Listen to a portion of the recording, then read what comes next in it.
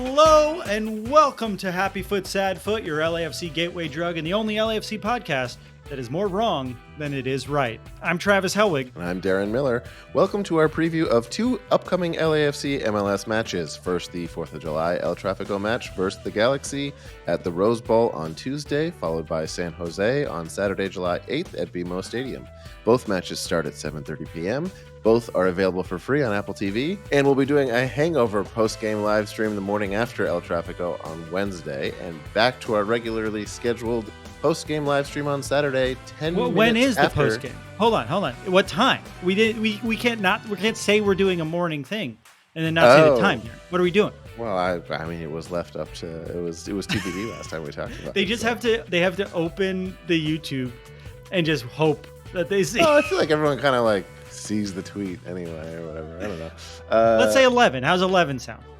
Can you do 11? I can do 11. Is earlier better for you? I can do 10. No, let's do 11. Let's do 11. Okay. We'll be doing a hangover post-game live stream the morning after El Tráfico on Wednesday at 11 a.m. and back to our regularly scheduled post-game live stream on Saturday, 10 minutes after the final whistle, all at youtube.com/@happyfootsadfoot. Subscribe now and you'll get notified when we go live. Also, if you've been enjoying the show and you want to help us keep making it, become a friend of the foot by clicking the Patreon link in the show notes or pick up some Hafo Sappho merch by going to happyfootsadfootpod.com. Later in the show, I chat with the English language radio voice of LAFC and club legend, Dave Denholm. You people have been demanding it. We got him, baby. And as always, we're going to talk about all the storylines for the match, make some bets, but you can't just rush into that stuff, Darren. You got to have some foreplay first. It's time for listener-mandated banter. Darren, Yeah, I thought you did a wonderful job with your preview last week, even though I wasn't here. And I just wanted to say I think you did a fantastic job. Thanks, Travis. I think the holes that were there were the holes that we would expect to be there. It was fun to do it, and you are here to plug those holes. It's great to have you back. There's nothing I love more, Darren, than plugging your holes. And Thank you so much. That's what our relationship's all about. So much. And I just love my holes being plugged by you. Yeah, you're a crevice, and I'm the perfectly matched. I don't know how to go. What fills a crevice? You're basically describing the premise of storylines, so I think you're right. Darren's a void of knowledge. Yes. Yeah. Darren, the other thing, the reason we're doing the hangover live stream, we talked about it on the post game show, but we're going to a game together. We haven't gone to a game together since last season. I'm so fucking excited. Yeah. What if we hate each other? I'm so amped. This is our first time meeting in person. We're like, I don't even know what you look like. What? I picked up ice in my mouth. Hold on one second. So you don't get this. You don't get this with other LAFC podcasts. This sort of juice, juice. Speaking of juice, if you're just listening, let me describe Travis's beautiful Boonga Blast t-shirt. We're asking people for money too often on this show. Let's start. Really went from 0 to 100 there on that one. We did. Absolutely wonderful. People have been so wonderful. People keep buying merch. People join the Patreon every day. I can't believe how supportive everyone is being. Thank you so much. Yeah, you people are awesome, and just genuinely awesome. Every time we're in the excuse me, friends of the foot. Yeah, I'm talking about you. Everyone besides Jeff Talk. We love you. Yes, Jeff Talk, heel of the foot. Heel of the foot. Darren, start the show. This is good. We're fine. Let's do it. This is funny because we both genuinely had like very unique and interesting things happening to us in our lives this week, and we've bantered enough. We're not going to get into it. No one actually cares about us. People don't want to know about us. This is already. They're like, who are these people? Well, not one listener knows my middle name, Darren. That's something that we have to remember. These people don't know us. Someday I'm just going to say it, and we'll be in a whole new world that we can't escape. You people. Feet people. Well, whether you're LAFC curious, a casual fan, or starting to spiral beyond casual into an emotionally unhealthy relationship with the team while still hanging on tightly to your relationship with everything else in your life, like a young, aspiring actor considering Scientology, You'll need your fix of the richer details beneath the surface that you can cling to throughout the season, but you won't have time to lose your entire sense of purpose mining tweets, blogs, Reddit threads, stats, analysis, no trespassing signs, etc. Well, it's an incredible stroke of luck that my friend Travis, the human LAFC crazy wall, is basically the David Miscavige of LAFC. He has time for all that and more. Where's Shelly? Which I won't dare to ask about, and generously relays his findings to us every week in a segment we call Storylines.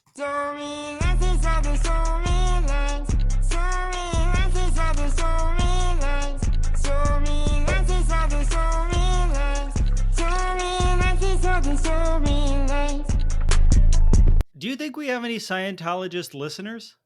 We might have just lost him if we did. Yeah, I mean, it's LA. We might, but It's it really possible. feels like It's possible. people don't. It's kind of hidden now when people are. They like. I they're think that less proud than they used to be. Yeah, they're more like flaunting the fact that they can do other things, and it's like we're friends through this other thing, and you wouldn't even know. Yeah, Which is like, I you should know what, get good for into you. it. Maybe a they better need David new blood. Miscavige. I mean, that's always been true. I think they're always interested in that. I think That's maybe a any better pyramid get scheme. David Miscavige comp is like John Thorington or something like that. We'll have to Yeah, figure it he's out. probably a Scientologist. Darren, it's finally here.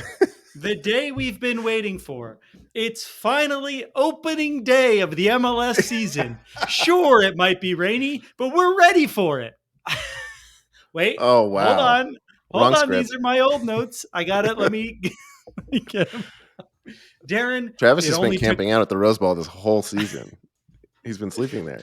We're just days away from the only video we've made no longer making sense to people. Darren, it only took 3 months, but the most attended game in the history of MLS is about to be played right down the road from me and you in good old-fashioned Pasadena on the 4th of July. You normally couldn't catch me at the Rose Bowl on the 4th of July, but I will brave the traffic and I will cake on sunscreen until I look like Marlon Wayans in the movie White Chicks, because I'll be there, Darren. Wow. Darren, what are you most excited about this game? Is it the lack of shade, or is it the waiting 2 hours to get parking? Ooh, I mean, tough call for sure. The crowds. I mean, probably the overly inflated concession prices. I for the can't wait event? for that. Yeah. That'd be fun, I think. Yeah. Yeah. Well, back in one of our first episodes of the year, I think it was maybe our first episode ever, we did a deep dive into the history of El Tráfico, the rivalry, and why anyone who doesn't like the nickname El Tráfico is dumb and everyone who likes the nickname is cool and attractive. If you want to listen to that, go back and do so. But today we'll be just focusing on the week ahead. It certainly will be the most attended game of the season and probably the most emotionally important matchup of the entire regular season, which brings us to our first storyline of the week, which is this, Darren. Who needs it more? Every single time we've played the Galaxy since our team was founded, the Galaxy needed the win more. We have been dominant in our 6 seasons in the league, and the Galaxy have been in a tailspin since we joined. And the first time we met them in CARSON this season, that still was true. They had yet to win a game, and we were absolutely destroying teams left and right.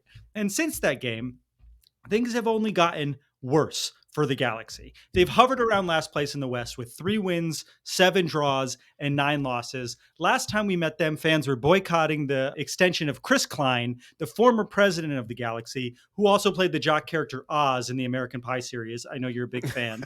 The owners of the Galaxy finally caved to the will of the fans just a few weeks after they paid off the tax bill of the scab supporter group Angel City Brigade, who ended their boycott early so that they could get their tax bill paid off, which is truly unbelievable. And if it was any other sport in America, allegedly. But if this was any other sport in America, everyone would be making fun of them forever. But because it's MLS, we don't know the truth. And only we can make fun of them forever. Yeah. But little has changed for the team, despite the fans returning. And worst of all, Chicharito, their starting striker, is out for the rest of the season with a torn ACL. And since the Galaxy are on pace to miss the playoffs, this is technically a home game for them at the Rose Bowl. This is arguably the most important game for them the entire season. However, for the first time ever, We might just need it more, Darren. Our team's expectations are much higher than the Galaxy's, and we have not been living up to those expectations. In fact, this might be the worst we've looked going into a Tráfico matchup at any point in our history. And as we've covered over and over and over and over and over again, our team is exhausted, having played the most games in the history of the league at this point in the calendar. And boy, do we look like it. Since May 21st, we've had 2 wins, 1 draw, and 8 losses. Truly abysmal shit from a team that came really close to winning the Champions League, Darren. So this isn't just a normal high stakes rivalry game for us. It is important, but we need a win. And more so, we really can't afford to lose this game. It would be so demoralizing to lose against a terrible Galaxy team at the most attended game in the history of the league. The team needs this, and most of all, Darren, I need this. And so there's no other option but them to grind out and win in the hot sun of Pasadena. Now, as I was prepping for this match, Darren, or this episode, whatever, this is my match. Really, This is as we our say match. many times, we're athletes. Yes, we're exhausted. We're doing different rotations, Mhm. just to get guys rest. Ugh. This is certainly the most podcast episodes I've done at this point of my life. Well, I hope you had As a I nice vacation. fuck you. No, I mean, like you got you're ready to go for this game because you were on Now I vacation feel last bad game. for complaining. You're right. You not only did the writing, but you also did the editing and all that That stuff too. wasn't You meant did to it be a all. jab at all. That was not meant to be a jab. I feel like I get my jabs in whenever on purpose enough. I'm sorry. I'm Oh sorry that I man, abandoned you. As I was leaving, come as on. I was prepping, as I was prepping for this episode, Darren, I kept thinking about our win in Carson earlier in the season. Don't But then I remember it. remembered we had a much more recent match against the Galaxy during the US Open Cup, where they beat our middle school squad 2-0, which brings us to our second storyline of the match, Darren, which is this. Will Ricky Puig get the shit absolutely kicked out of him during this game? I don't know if you remember, Oh, Darren, but the Galaxy yeah. first team beat our squad of middle schoolers, and Ricky Puig ripped off his jersey in celebration like he was Messi. Celebrating so excitedly for a win against our academy players says 2 things. 1, Puig knows how much this rivalry means, and 2, he really does not have a lot to celebrate down there with the Galaxy. But following that celebration, our beautiful old Italian grandfather, Giorgio Chiellini, no, is that what, how does he say it? No? What's an Italian grandfather? Oh, I don't know. Not Nano, I don't. Nano. Nano. I don't Yeah, know. Nano. Someone's Italian. Well, we lived in New York, so it's like a broken Italian that we're used to. Yeah, Gabagool. Our Yeah. Gabagool, Giorgio Chiellini, a man who's known as one of the nicest people on the planet, called Ricky Puig a payaso, basically to his face. Payaso, as we all now know, if we didn't know before, means clown in Spanish. This led to Puig posting a clip of him scoring on Chiellini in a friendly back in Europe. My guess is that the team, LAFC, did not really appreciate Mr. Puig's celebration against what was genuinely a team of 16 and 17-year-olds. Darren, do you think either Puig or Chiellini responds in this game? I think it will start as them intending to respond by just playing their ass off and beating them in the game and just making it a definitive performance. But when that happens, anything, it could devolve real quick into anything. Yeah. I think it'll And be really spicy. I think especially once a team is leading, we could see. I don't think Chiellini is the type of guy who's going to lose his head and like get a red card, but I could see other people. If we're down, I could see other people on our team making their feelings known. Yeah. Yeah. Some people who maybe made their feelings known a little early and won't be there. So they won't be able to do it if they wanted to be them for yellow card accumulation. He loves yellow Yeah. cards. This is like for the uninitiated, I would say this is the equivalent of like beating a hitter in baseball after they hit a home run in the first inning and like gloated around the bases and did a little bat flip Yeah. and milked it, and then they come up again inning 4 and they get beamed in the shoulder. There's like an unspoken thing in all sports. There's like a version of this where it's like, you crossed a line, so now we're gonna fuck with you. Yeah, Usually it this means is. violence. I'm excited though, because we had the Zlatan versus Vela thing for a while. This feels like Yeah. we have there's some real bad blood going on, which I like. There's more bad blood than there's been in a while, and I'm happy that that's there. And that brings us to the next storyline for our Rose Bowl match, which is this. In El Tráfico, literally anything can happen. Sure, we're second in the West and they're second to last place. That never fucking matters. We've been better than the Galaxy every year we've played them, but we still lose to them more often than we win against them. While we're undefeated in playoff El Traficos, our record in regular season El Traficos is not the greatest. In 14 matches, we have 3 wins, 5 draws, and 6 losses. They play every El Trafico, the Galaxy, as if it was the MLS finals, because it is for them. It is always the most important game of the season for them, and it isn't always for us. And they're also coming off of a heartbreaking tie where they thought they had a victory this weekend. Both teams really, really need this game. So it's going to be fucking exciting. And if we've learned anything about past El Traficos, it's that not only can anything happen, but it will never ever be a low scoring affair. The lead is going to change like 100 times, and we're all going to have a collective panic attack in the hot sun of Pasadena, which brings us to the final storyline of the week, Darren, which is this. We also play San Jose this week. Who gives a shit? San Jose was arguably the first game of our bad string of games. We really want revenge against them at home, whatever. But honestly, Darren, I don't care. You don't care. We only care about one game this week, and that's in Pasadena in front of 80,000 fans, where we're destined to see a classic, but not a Classico Angelino, because that name is upsettingly self-serious and bad. Don't at me. Well, you probably can't at me anymore because Twitter doesn't work, but it's called El Tráfico. Stop calling it Classico Angelino. We're really trying to make fetch happen as a fan base, and it's embarrassing. Just call it what it's called, guys. And lose the cell phones. Come on, right? Participation trophies, huh? Come on, no cell phones.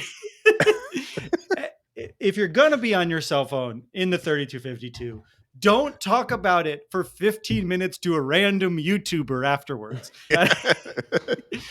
When we come back, we're chatting with the voice of LAFC Radio, Dave Denholm.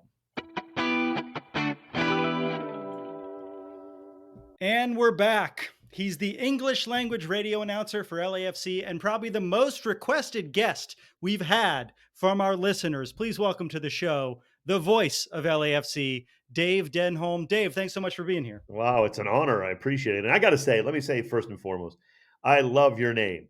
A lot of people, I'm sure a lot of people do get it, but it's almost an inside joke that if you do get it, if you really get it, it's awesome. So the sign, the graphics for the show, it's perfect. So Thank you so much. That means we had a few people early on tell us the name was bad. And I was like, trust me, I know the name. The podcast might be bad, but the name is good. I know the name is good. If you don't have any idea, just wait a little bit. You'll learn. And that's all. If you don't know why this name is so great, you will eventually. Thank you so much, Dave. That means a lot.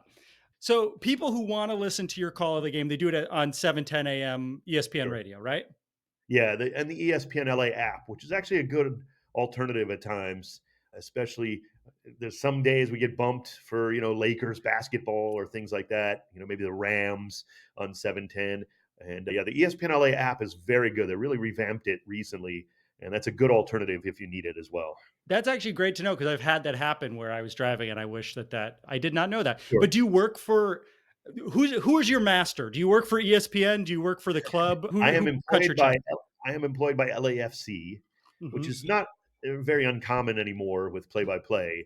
It started a little while ago. It's been a long time since that really became kind of what is done essentially. Yeah, but I'm an LAFC employee, although obviously I worked for 710 ESPN. It's just ironic that I worked for them for so long. So people sometimes get that confused, I think, just because of my history, and they're like, oh yeah, you still work for 710? No, not really. But, we're glad that we're on there. It's a great partnership, certainly. And I love 710 ESPN. I still feel like it's my radio station for working there for almost 10 years in the past, and then doing soccer shows for them, all, World Cup shows and everything else. I did Soccer Weekly on there. So I still feel a real kinship with them, but I am paid by LAFC.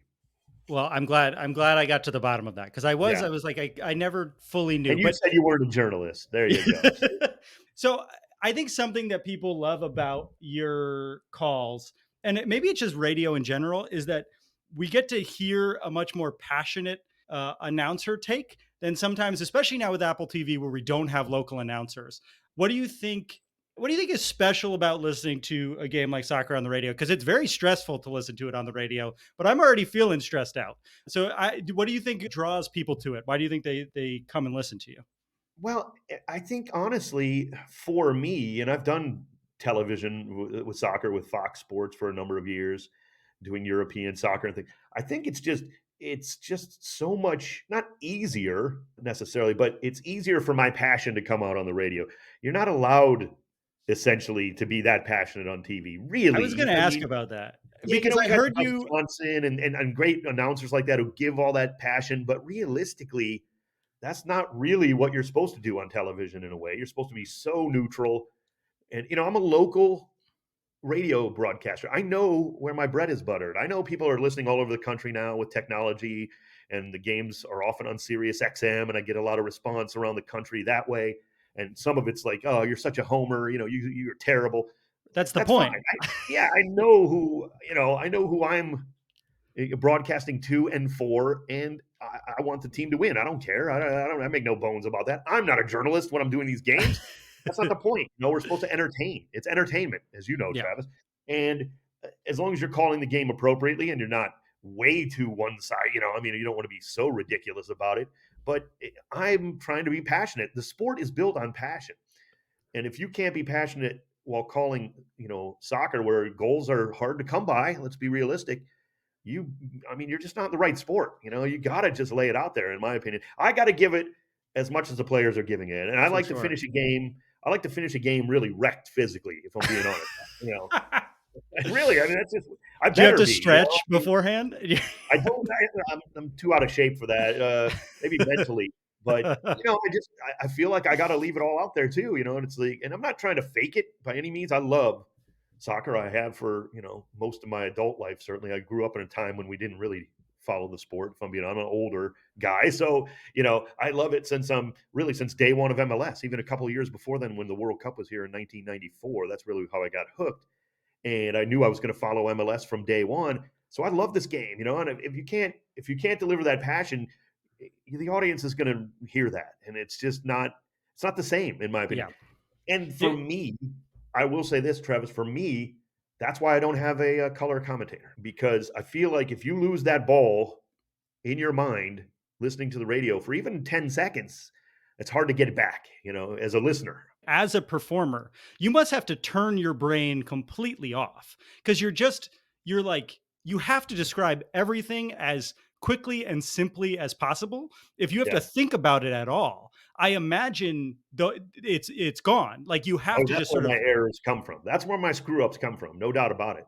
I think you're 100% right. And it's a good point, and it's something that kind of, maybe I haven't really thought closely enough about, but you kind of gave me a light bulb moment there. Yeah, it's really like I have to kind of really shut that down, because once I'm overthinking it, that's when trouble happens. There's an old Because, yeah, Darren and I both did improv comedy growing up. We don't like to talk about it, but when we were in New York, we did improv at the Upright Citizens Brigade Theater, and that theater, their motto was "Don't think." And I always thought that was a very helpful thing to remember. Like sure. the minute you start thinking, it's over. You can't Yeah, do it it's over. anymore. By the way, I've Um, never met a person who did improv that doesn't like to talk about it. So I don't know if I believe you there.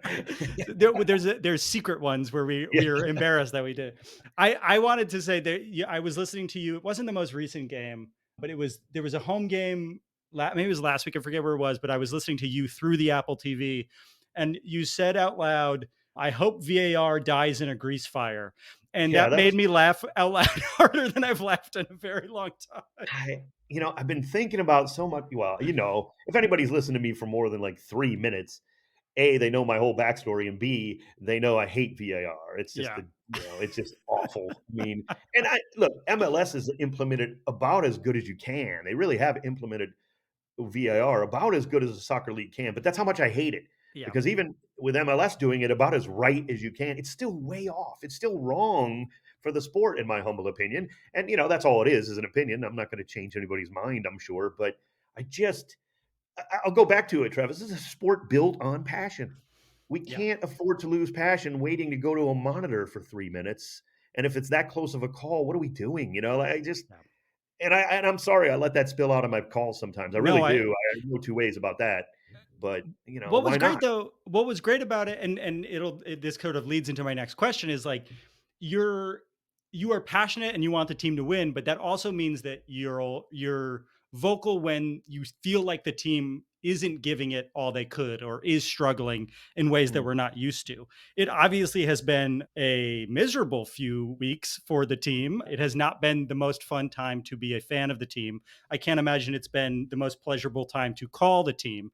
In your opinion, besides rest, like Darren and I are dumb. That's what the point of this thing is. We don't know anything about tactics. We're just mm. guys who like storylines. We like the team. We like talking about the team. So, as a smart person who knows things, besides rest, what do you think the team needs to do to turn it around? Before, if we can turn it around before Leagues Cup, obviously, hopefully, we'll turn it around by Tuesday. I think what I'm seeing is I think teams have a blueprint where they're starting to follow other teams. And what they're doing is it's basically, look, we know you're tired. Nobody's going to cry about that. Nobody in the league's going to give Yeah, us any sympathy. So they're saying, we know you're tired, LAFC. We know that you like to score in ways that we're going to take away wing play, the goals through the wingers, maybe that overlapping where everybody can play up front in different positions. So to make it easier on us, we're just going to back off. We're just going to defend. And if you beat us 3-0 on some wickedly great goals, well, so be it. And we've done that plenty this year. But I just think teams are like, you know what? We can't really play our normal game. And they're using the blueprint of teams who are just backing in, packing it up, and making it difficult for us. And we are finding it tougher to score. We are finding it tougher to get leads. Once we get a lead, our defense has been, pretty darn good this year. So for that's sure. not really an issue. But I think teams are just more willing to not, take too many chances. They also know that we're also going to be willing to give them the ball at times. So, which is maybe a little bit more than what we did with Bob Bradley. I think Steve has a better game plan that way. To be honest, you can't always have the ball and just keep throwing numbers forward. Yeah, And teams were trying to do that against us at times, and it wasn't going to ever work against us. And I think, Steve's going to figure that out, but it also is down to the fact that he probably, has already figured that out and then some. We are tired. And I mean, that's the bottom line. We played almost 30 games this yeah, year, it's and wild. it is utterly crazy. But, that's comes with success. So I wouldn't want it any other way. There's a reason you want to go to the Champions League final. Yeah, it might hurt you in the short term in MLS, but you got to the Champions League final and Yeah, you won it, so I'll take that every year. And I know everybody else would in the organization. You take your chances, but it is a fact, and that's nothing to be overlooked. It's hard for fans because we're not tired, right? I'm okay, even though I put it all into a game. I'm not. It's not yeah. the same, I'm like pretty tired. I just started yeah, doing this. I don't know if I could sustain as long as you, Dave. This yeah. is I a mean, lot of work. I couldn't do a game every day. I'll give you that, but they are worn, and not only that, it's not even just the team in terms of let's say we were completely healthy. Then you add the fact that nobody's ever completely healthy in an MLS season, maybe more so us than in a lot of other teams. We've been rocked with injuries, Yeah, people missing. So that adds up even more. And, it's going to be a rough stretch. I think there is light at the end of the tunnel because, once that July 15th game is done, and it's another brutal stretch we're about to endure here. So it's not over yet. But once that July 15th is done, we do have that nice bye through the group stage of the Leagues Cup. Again, it'll hit us like a hammer if we go far in the Leagues Cup because it's going to be every few days there in the knockout stage. But that's a big rest period there, yeah, thankfully. yeah. And that's going to be key. I think if they can recover there and recover really well and be ready mentally and physically to win Leagues Cup, of course you want to, but it is a knockout, tournament. You never know. Yeah, You could face one great team, have one bad game, but more importantly, physically, mentally, you're going to be ready to finish up the whole season after that too. And I think that rest period is going to be key. Get through these games any which way we can. Scrape, yeah. claw, beg for points, whatever it takes. Own goal. I don't care how we get them. You know what I mean? Just grab as many points as you can, Travis, up until that game. It feels like we've been dealing with this like intense clusterfuck of games for so long, and now we're walking into a game on Tuesday, unlimited rest. in the Rose Bowl, which might be the most attended game in MLS history. Yeah. It's going to be hot. And normally when we play the Galaxy, it feels like, on paper, we've been the better team. So usually it seems like it matters more to them to win. Not to say that we don't want to win, but it is the most important game of the season to them. And we often have our aspirations a little higher. Yeah. That said, this game, it does feel like the pressure is on for us more so than I felt in a while for El Tráfico, certainly since we won MLS Cup. Does this El Tráfico, in the face of all of this difficulty as a club, feel different to you than even the one we played in CARSON earlier in the year? Yeah, I think you nailed it. I think there's always more pressure on the team that's struggling more. Now, that's not to say the Galaxy aren't struggling. They probably feel there's more pressure on them in this Yeah. game because they need any point they can scrap and claw and get.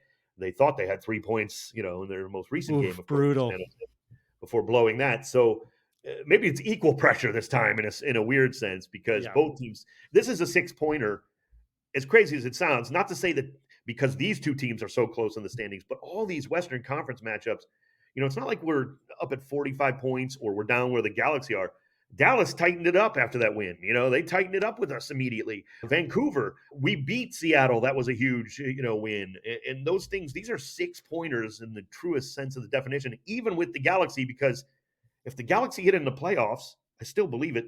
I think they're too talented not to. Maybe they won't just because they are such a mess. But if they get in, they can beat anybody. So these games, they almost beat us last year. It was a absolutely crazy playoff game. Yeah, it was the toughest playoff opponent. As crazy as it sounds, even the Philadelphia game, of course, turned out that way. But in terms of going into it in the West, certainly that was the toughest opponent we were going to face. Everybody knew that. Even the Galaxy knew that. Realistically, I think they thought they could get to MLS Cup if they beat us. But we deserved to win. And we were the best team, but and we're the best team now. Between these two teams, but that doesn't really mean anything. It's the pressure's on both now. It's going to be interesting to see who handles that on that night. I don't know. You think it's probably going to be an LAFC kind of crowd, but then again, it's probably going to be pretty split.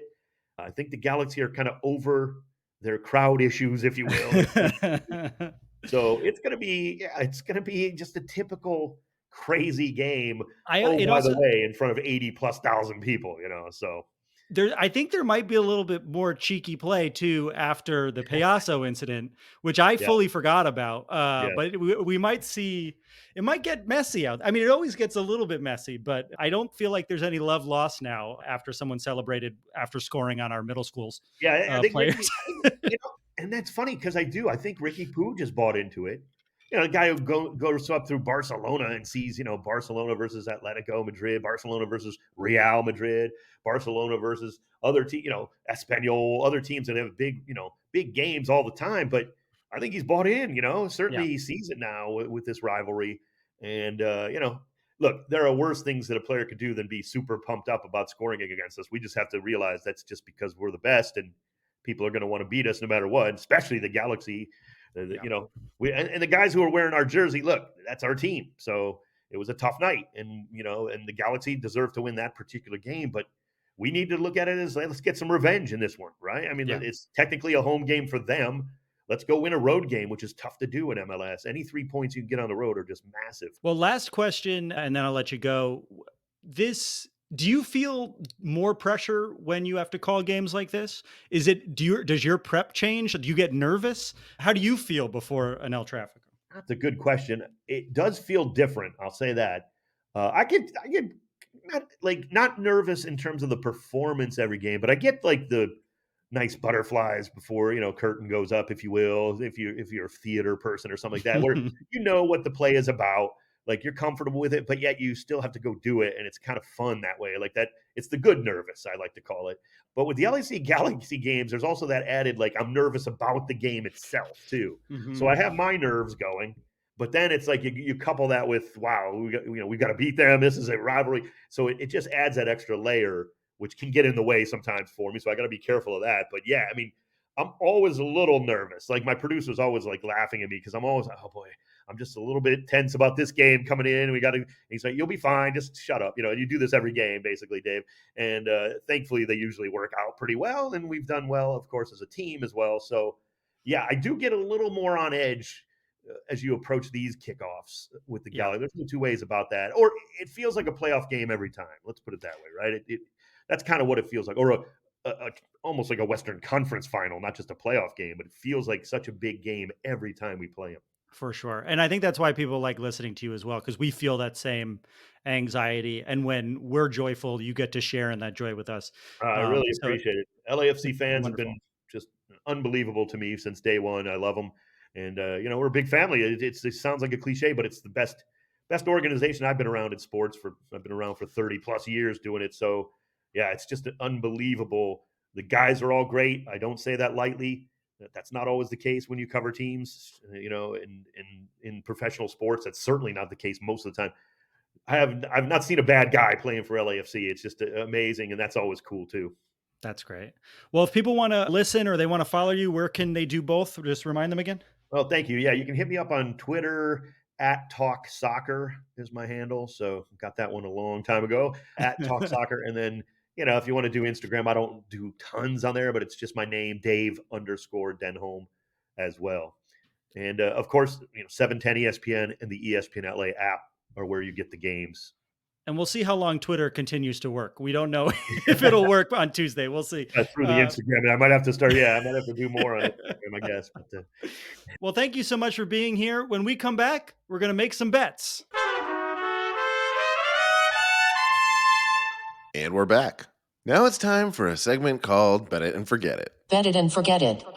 Every week, except for last week, Travis and I end the show with a bet for this week's games. We make an outlandish prediction for the week, something that almost definitely will not happen, but could. Each week, we both put up $5, and if no one hits, the money rolls over to the next week. Eventually, by the time someone's weird prediction comes true, they might win a good chunk of change. Neither of our bets cashed last time we did this, so our bet pool for this week is now $20, I believe. Travis, your bet last time, I don't remember yours last time. Oh, it was, mine was a Chiellini header. Right. Chiellini almost scored over the weekend. My bet was that someone in the post game would mention our podcast. Oh, that's right. Did we even check for that? I mean, someone would have told us, right? Yeah, sure. I'm not going to watch that shit. It's so long. That was so sad. It's just confirmation that you didn't text Vince to try to convince him to do it, to cheat. Yeah, I don't want to cheat for these bets. I know how hard up for money you are, Darren. It's true. You're joking, but I had a wonderful vacation. If you were wondering, I did, and you took it as a passive aggressive insult. Darren, I'm very confident in my bet this week. Whoa, and it's not going to be goofy. I know that this is going to happen, and you might even tell me it's too likely, so we can change it if you want. Okay. My bet for this week, and I'm very confident, Darren, is a Ricky Puig red card. Straight red. Ooh, not two yellows. Straight red for Ricky Puig. Is that too likely? Too likely? No. I mean, a red card in the game is unlikely. And it's straight red. It's straight red. It's not two yellows. Yeah. He does something that gets him a straight red. Yeah, I love it. My bet this week is that LAFC will win both games, and will win both games by more than one goal. Okay. I like that because it makes me feel good. I don't like it because I'm sad that we're at a place where that's outlandish enough to fit on this segment. I think earlier, even this same season, I could have brought that up and you would have been like, what are you doing? That's every game. You could, but it's like, 2 games in 1 week. And you're basically saying we're going to have a goal differential of +4 over those 2 games, which is, when you say it like that, sounds crazy. So it's not that. Well, it's more than that. It's not in aggregate. It's that it will be +2 both games. Yeah. You can't win 6-0 and then lose right. 2-0. Well, we shall see, Darren. That is our show. Just a reminder, we'll be live streaming our post-game call-in show the morning after El Tráfico at 11 a.m. and 10 minutes after the final whistle on the following Saturday on our YouTube channel at youtube.com/@happyfootsadfoot. There's a link in the show notes. Talk to us in the chat. If you want to call in to talk, you can join us on the show and party with us. Thank you to the voice of LAFC, Dave Denholm, for joining the show. Our theme music is done by the insane team of James Valentine, Nate Walcott, and Louis Palmer. Along with YouTube, you can follow us on Twitter, Instagram, TikTok, and maybe Facebook. And if you made it this far in the episode, chances are you're enjoying the show. And if that's true and you want to show your support, please consider becoming a friend of the Foot for just $5 a month. Again, $5, much less than parking at a single LAFC game. You could do that at patreon.com/happyfootsadfoot. Or if you don't want to become a subscriber, you could pick up some Halfo Sappho inspired merch by going to happyfootsadfootpod.com. Any of that support really goes a long way because Darren has a lot of debt he's got to pay off. He's in a lot of debt. And some people are really you're mad joking, at him. but There's some guys really mad at him. I have a lot of drug-related debts. Thank you, everyone. We'll see you at the Rose Bowl. I love you. I love you. Bye. I love you. Bye. If you see us at the Rose Bowl, come say hi. Bye. Oh, yeah. Bye.